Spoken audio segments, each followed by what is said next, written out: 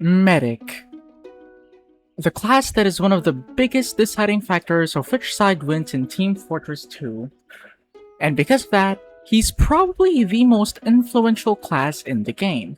But despite this, a lot of people would rather play other classes like Soldier or Demoman, mainly because Medic is a support class through and through. Now with classes like Sniper or Demoman that have weapons that will change the way they play, Medic's unlock stay true to his core role in TF2, and that's to heal his teammates. And I'm not saying Medic is boring to play, far from it.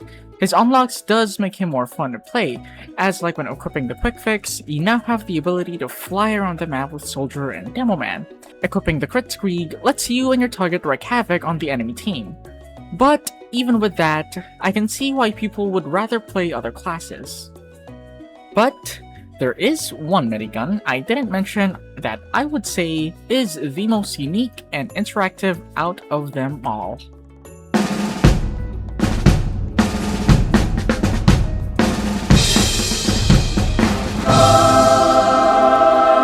Now, the Vaccinator isn't very different from the other medi-guns that the medic has. At the end of the day, it still heals your team with a beam.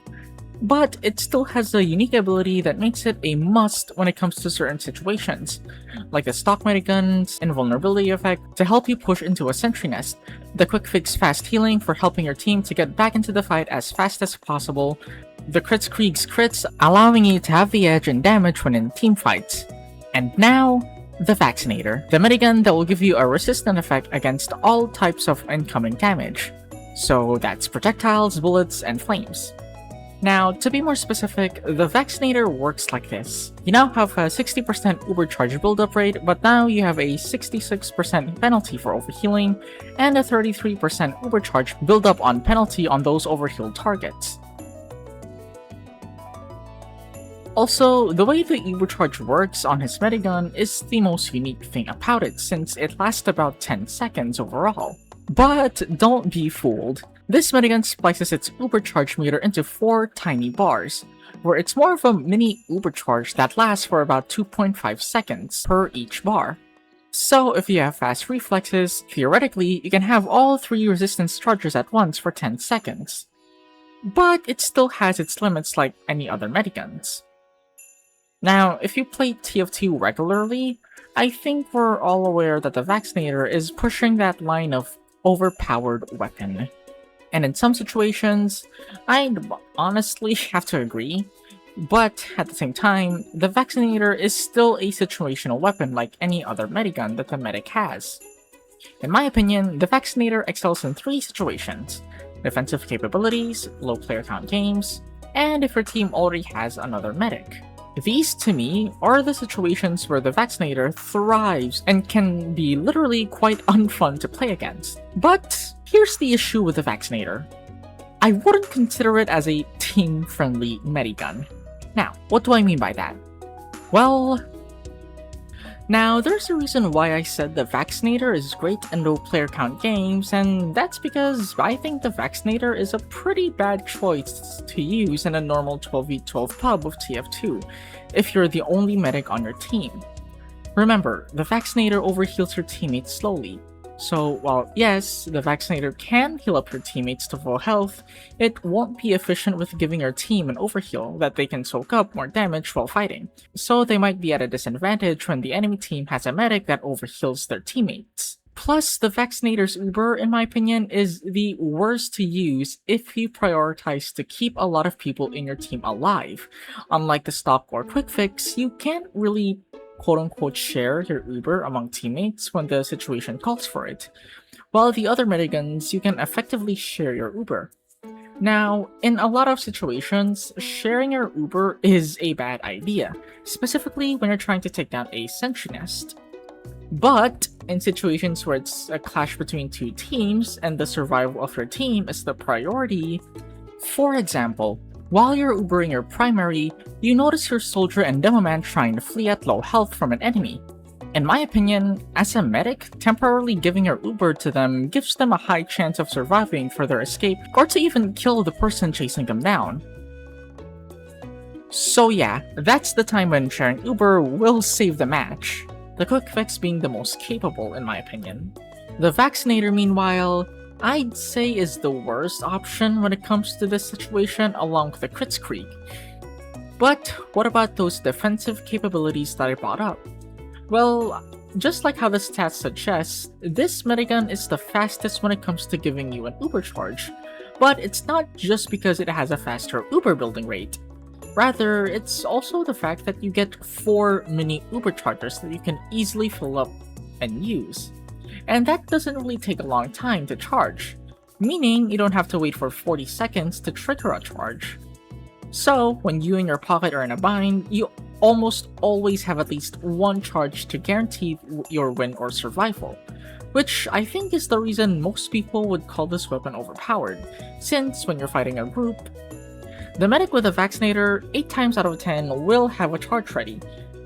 Now, despite that charge only being 2.5 seconds, an uber charge is still an uber charge. This medigun still gives you a massive resistance against all kinds of damage, even critical hits. But thankfully, it doesn't have a resistance to melees, so you can try and rush the medic and hope their pocket is terrible with protecting them. But you will still need team coordination or focus fire to take down a vaccinator medic. But that aspect of the vaccinator isn't the only one that makes this weapon unique. But instead, just the interactivity it gives you when you're healing someone. Switching from the 3 different resistances requires you to really focus and be quick on your feet. Well, hands in this case actually. Since, unlike the other mediguns, once you get that healing beam on your target, the next major thing you need to do is build up your uber for invulnerability, or excessive healing or crits, and to not die by being unpredictable with your movements. But with the vaccinator, thanks to its 4 mini charges, it's a lot faster paced with you needing to keep track on what your current resistance is and how much charges you have in the gun. Now, does this make the other mediguns boring to use? No. Like I said in the beginning, Medic, even without his unlocks, is already pretty fun, and each medigun adds in their own fun with their own way with their different strengths, with the Vax being a nice change of pace from the other mediguns. Now, that's all well and good. The vaccinator is good, but not always, appropriate in a normal 12v12 format with a medic. But what about in non-high player count games?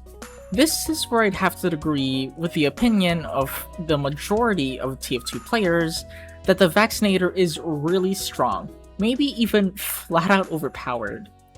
Now, there's a reason why the vaccinator is banned in all leagues of the 6v6 format of competitive TF2, considering the meta classes in this format only using explosives and hit scan / bullets. Adding the low player count, this is where the vaccinator shows its potential and its absurd stats, when the match has limited players and class selection.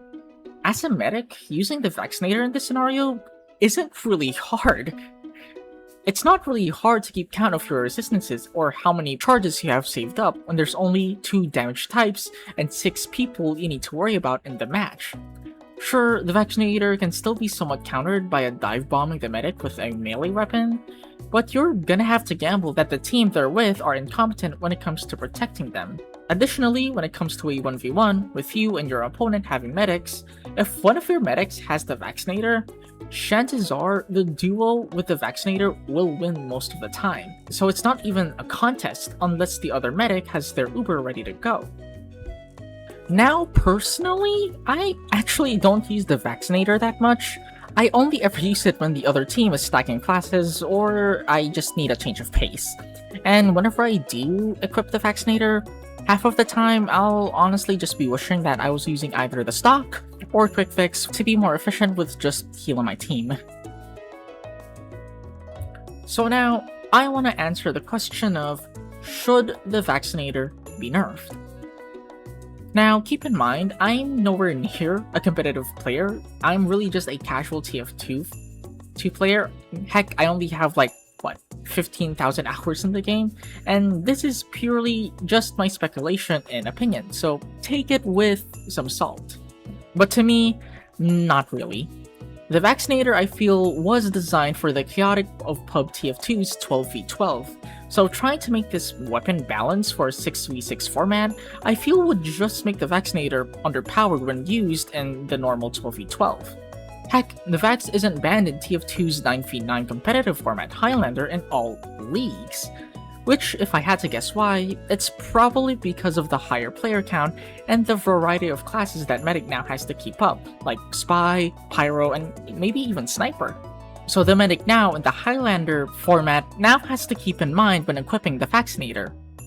So banning the 6v6 is honestly, in my opinion, a good enough way to not abuse the power of this thing, since I really don't know how one can balance this thing to be fair in both low player count games and high ones. But I do want to hear your opinion on how you would balance this thing, since I am very much interested in the balance changes one could make to the Vaccinator without making it severely underpowered or to be killed or to be unusable.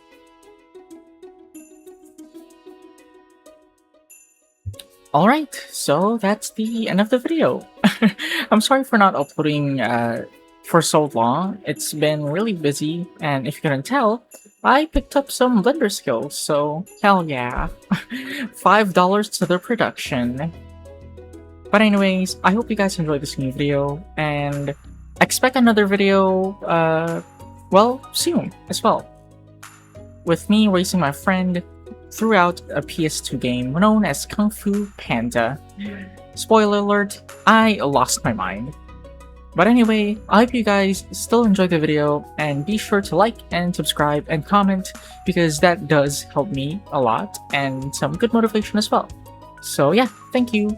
Also, if you enjoyed the 3D models that I made, you can actually commission me.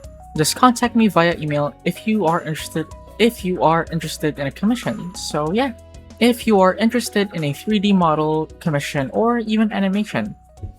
So yeah, thank you so much. I'll see you next time.